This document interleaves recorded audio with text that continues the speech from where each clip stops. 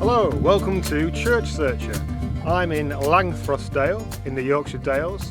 Behind me is the farm they use in the series All Creatures Great and Small as the Alderson Farm, also known as Helen's Farm. Today I'm going to be going a little bit further down the valley to the Church of St Michael and All Angels in Hubberholme, and it's the church there that they use the inside of for the wedding of Helen to James Herriot. Also inside there's an incredibly rare Rood Loft, loads and loads of Mousey Thompson mice, and a connection to the broadcaster, poet and playwright J.B.Priestley. So I'll see you there after the map.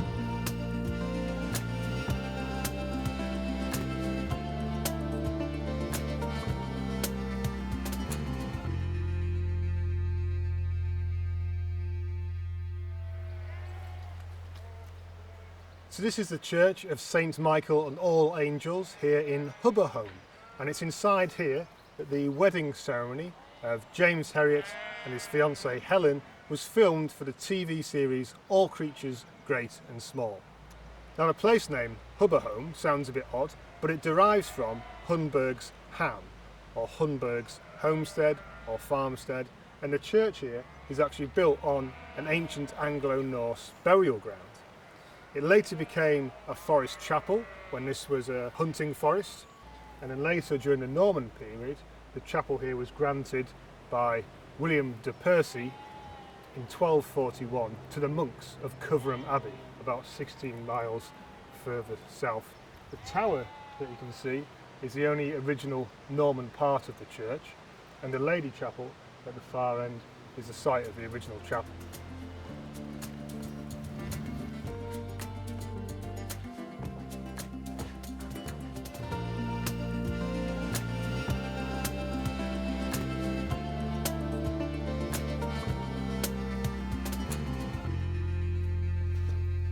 So this is the interior of St Michael and All Angels that was used for filming the wedding of James and Helen in All Creatures Great and Small.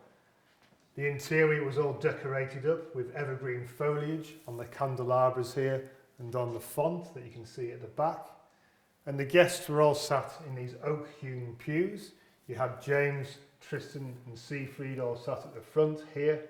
Tricky Woo came down the aisle on a cushion, and then eventually Helen processed down to the front here to join James, where they took their vows right in front of the rood screen here, which we'll see in a moment. And of course, it was here, with Tristan still unable to find the ring, that James had to resort to giving Helen a ring made of twine.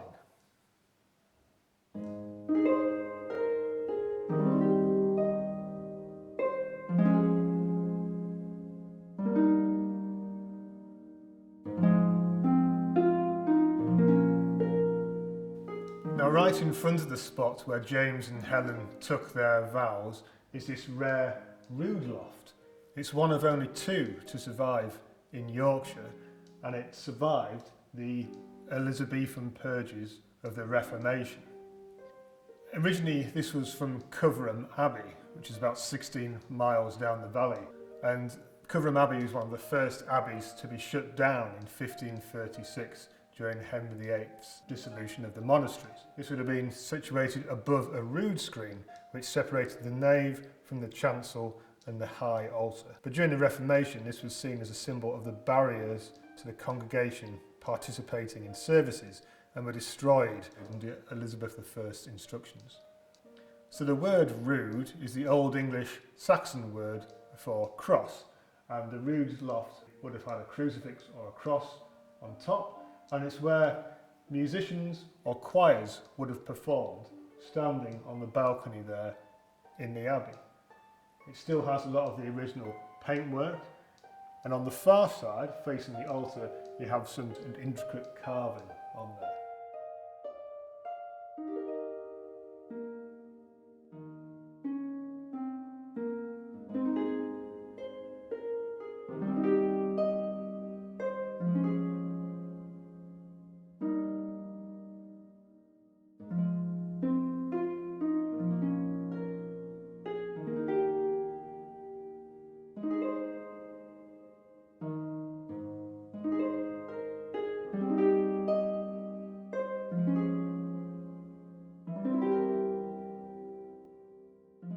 Now to the side of the altar we've got the Lady Chapel here, and this represents the original 12th century forest chapel. Now as sheep farming was introduced to the hunting forest in the valley here, the population of the valley grew, and so the church had to grow with it. It was expanded northwards. So that's how we get these curved Norman arches and columns as they extended the chapel out, and then going further north we have these more pointed medieval Gothic arches.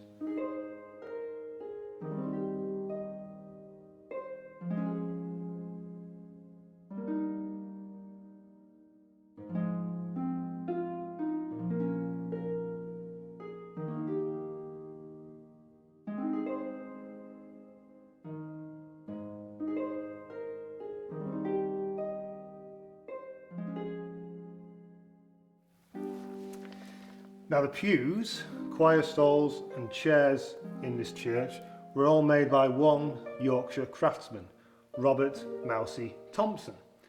And from 1919 onwards he adopted a signature which was a mouse after a conversation with one of his work colleagues complaining about being as poor as a church mouse.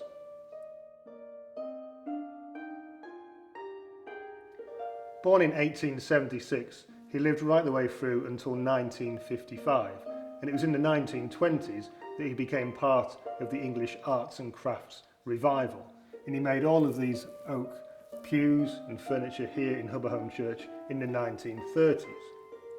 Working out of Kilburn in North Yorkshire, he worked purely in oak, and you can see that these pews have all been hand hewn. No saws, they've all been cut with an adze by hand.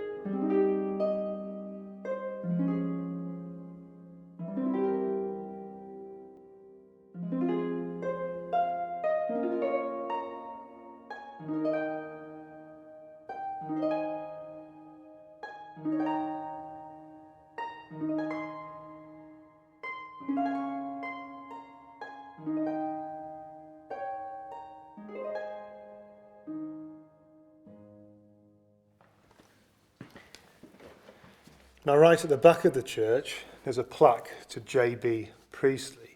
He was an English novelist, playwright, screenwriter and broadcaster, born 1894 and lived through till 1984.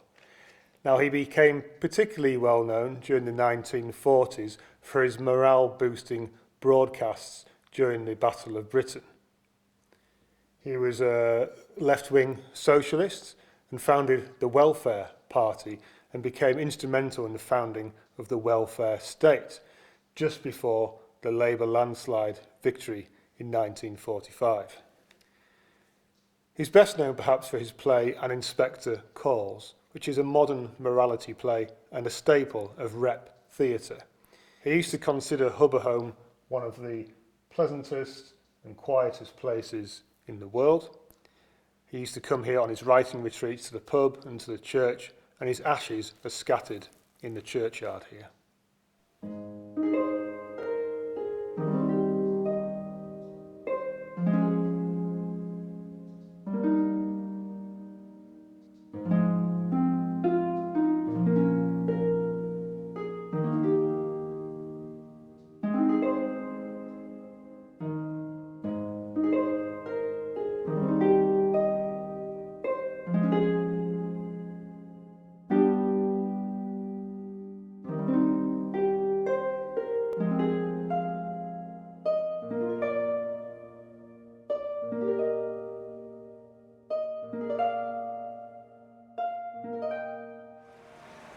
Now, when William de Percy granted the chapel here to the monks of Coverham Abbey in 1241, there was also a parcel of land included, and that land still belongs to the church. It's known as glebe land.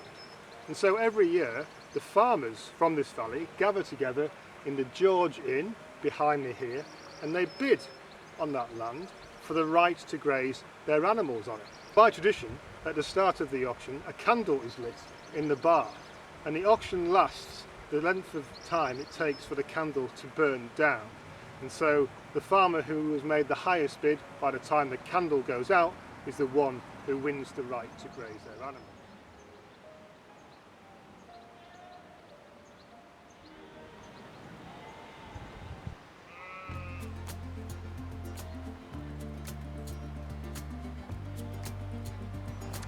Now, there's a few more churches and filming locations associated with James Herriot and All Creatures Great and Small. So, if you enjoyed this video, please do like, subscribe, keep watching, and until next time, keep church searching.